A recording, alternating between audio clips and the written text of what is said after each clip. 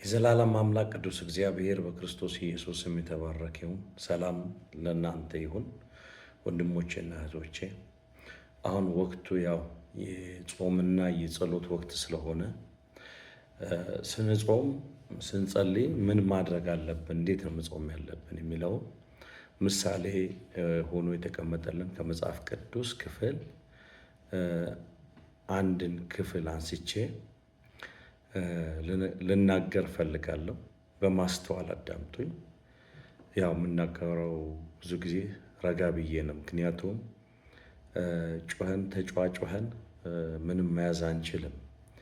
ግን ረጋ ብዬ ሳወራ ለመስማትም ይቀላችኋል፣ ለማዳመጥም እንደገና ማስታወሻ ለመያዝም ለማሰላሰልም እንዲመቻችሁ ነው እና ዛሬ የማስተምርበት ትምህርት ርዕስ አሁንም ለእስራኤል ተስፋ አለ በሚል ነው።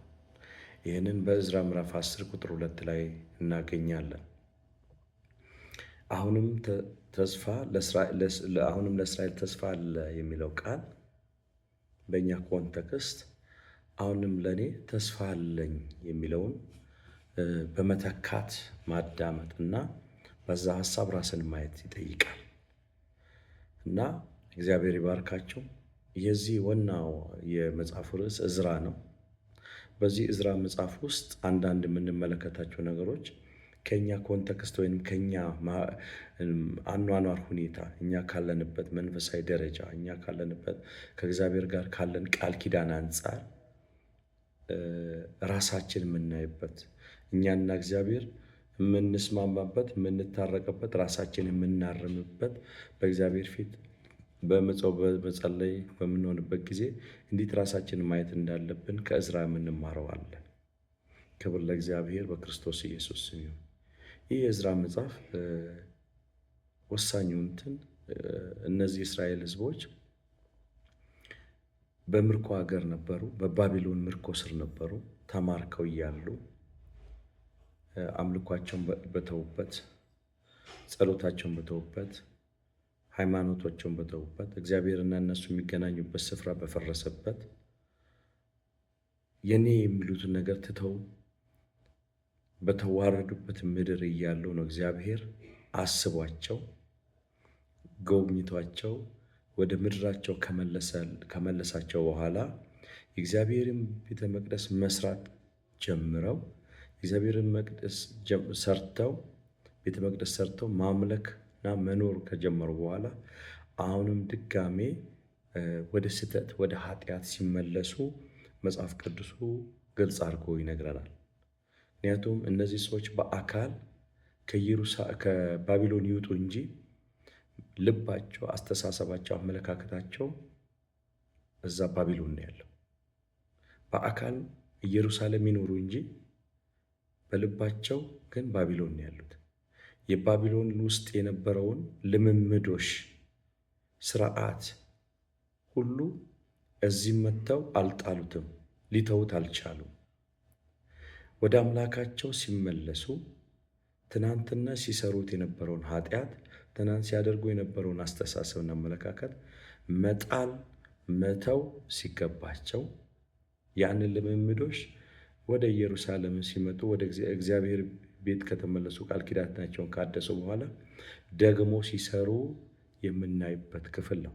ከምዕራፍ 9 10ን ስናይ ሁለቱም ይህንን ሀሳብ ነው ግልጽ አድርገው የሚያደርግልን እና ምንድነው ህዝቡ ምዕራፍ 9 ከ1 እስከ 2 ስናይ ህዝቡ ካህናቱም ሌዋውያንም መሪዎችም ከሀገሩ ህዝቦች ጋር ምን ሆነው የምናየው ተደበላልቀው ነው የምናየው። የሚያሳዝነው ካህናቱም መሪው ሌዋውያንም ተደበላልቀው ነው የምናየው። የተደበላለቀ እሱ ብቻ አይደለም፣ ሴቶቻቸውን እነዚህ ቃል ኪዳን ልጆች ሆኖ ሳለ ሴቶቻቸውን የአሕዛብን ሴቶች በእግዚአብሔር ቃል ኪዳን ውስጥ የሌሉትን ሲጋቡ ነው እዚህ ጋር የምናየው። ያ ማለት እነዚህ ሰዎች ቦታን የቀየሩት እንጂ አስተሳሰባቸው አልተቀየረም እና በጣም የሚገርመው ቁጥር 9 ከቁጥር 9 እስከ 10 ስናይ ምንድን ነው የሚያስተምረን? ኃጢአታቸው ምን ያክል ከባድ እንደሆነና ኃጢአታቸውን ተቀብሎ ንስሐ መግባት እንዳለባቸው እዝራ ሲያሳስባቸው እናያለን።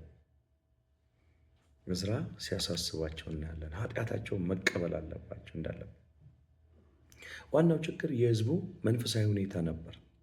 የተደበላለቀን መንፈሳዊ ሁኔታ ከግዞት ተመልሶ ከግዞት በመውጣታቸው ደስተኛ ሆነው እያመሰገኑ እንደ እግዚአብሔር ሕግና እንደ እግዚአብሔር ቃል መመላለስ መኖር ሲገባቸው ያንን ገና እረፍት ከማግኘታቸው እረፍታቸውን አጣጥሞ እንኳን ደስታቸውን ሳይጨርሱ ድጋሜ ወደ ኃጢአት ገብተው ከእግዚአብሔር ሐሳብ ሲወጡና እግዚአብሔርን እነሱ ወደ ቅይማት ሲገቡ የሚያሳይ ክፍል ነው እና ከአሕዛብ ጋር እንዳይደባለቁ የቃል ኪዳን ልጆች እንደሆኑ በዘዳግም ምዕራፍ 7 ቁጥር 3 እስከ 4 ያለውን ግልጽ አድርጎ ያስቀምጣል። እነሱ ግን ያንን ቃል ወደ ጎን አድርገውት አደጋ በሕዝቡ ላይ ሲያመጡ እናያለን። ክብር ለጌታ ለእግዚአብሔር ይሁን እና እዝራ ከቁጥር 3 ጀምረን ስናይ ልክ የኃጢአቱ ውጤት ኃጢአቱ የመጣበት ምክንያት የእግዚአብሔር ቁጣ የእግዚአብሔር ሐዘን ምን እንደሆነ ሲያስብ ሕዝቡ ከአሕዛብ ጋር በጋብቻ ተቀላቅሎና ተደበላልቀው ተዋልዶ ከእግዚአብሔር ሕግና ትእዛዝ ወጥቶ ሲያይ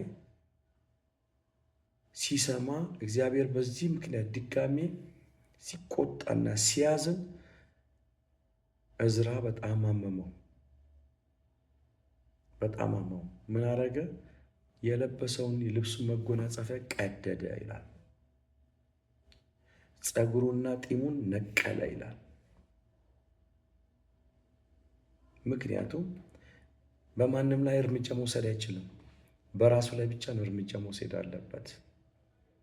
እጅግ አለቀሰ። ለምን? የኃጢአቱን ክብደት ያውቃል። የኃጢአትን ክብደት በጥልቀት ተረድቷል። በእግዚአብሔር ፊት ተንበርክኮ እጅግ አለቀሰ፣ ጸለየ።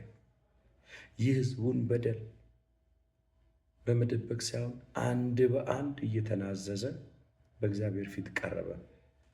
ከቁጥር 5 እስከ ቁጥር 15 ስትመለከቱ እዚህ እዝራ ምንድን ያደረገው? እውነተኛ ንስሐ ነው ያደረገው። እውነተኛ ንስሐ ደግሞ ምንድን ነው? በድለናል ነው።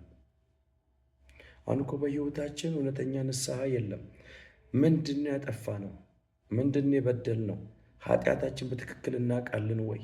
ኃጢአታችን በግልጽ በውስጣችን ይሰማናል ወይ ነው? ኤክስተርናላይዝድ እናደርጋለን። ወደ ውጭ በእንትና ምክንያት እንላለን ነው? ወይስ የሰዎች የወንድሞች እህቶችንም ኃጢአት የኔ ኃጢአት ነው ብዬ ስለ ወንድሞችና ስለ እህቶቼ በእግዚአብሔር ፊት በኑዛዜ በእውነተኛ ንስሐ በድለናል ብለን ንስሐ ገብተን እንጸልያለን። እዚህ ነው ሴክናም የሚባለው አምላካችንን በድለናል ብሎ ልክ ከተናገረበት ሰዓት ጀምሮ እዝራ እጅግ አዘነ። ምንድነው? የበደሉበትን ኃጢአት እየተናዘዘ ምንድነው? ወደ ድርጊት እንዲመጡ፣ ያገቡ እንዲፋቱ፣ እንዲለዩ፣ ያሰቡም ሀሳባቸውን እንዲያቋርጡ፣ የባቢሎን አስተሳሰብና አመለካከት ድርጊት በኢየሩሳሌም እንደማይሰራ በሕዝቡ ፊት እጅግ ምርር ብሎ አለቀሰ። ክብር ለጌታ ለእግዚአብሔር ይሁን። በዚህ ጊዜ ነው እንግዲህ እግዚአብሔር ምን አለ? አሁንም ለእስራኤል ተስፋ አለ። ሕዝቡ ምንም ቢበድል፣ ምንም ትእዛዙን ቢተላለፍ ከአሕዛብ ጋር ምንም ቢደበላለቅ የሚገርም ነው። አሁንም ለእስራኤል ተስፋ አለ ብሎ 10:2 ላይ ግልጽ አድርጎ አስቀመጠ። ወገኖቼ ምንም አይነት ውስጥ ብንሆን፣ ምንም አይነት ነገር ውስጥ ብንጨማለቅ፣ ምንም አይነት ቢከብድ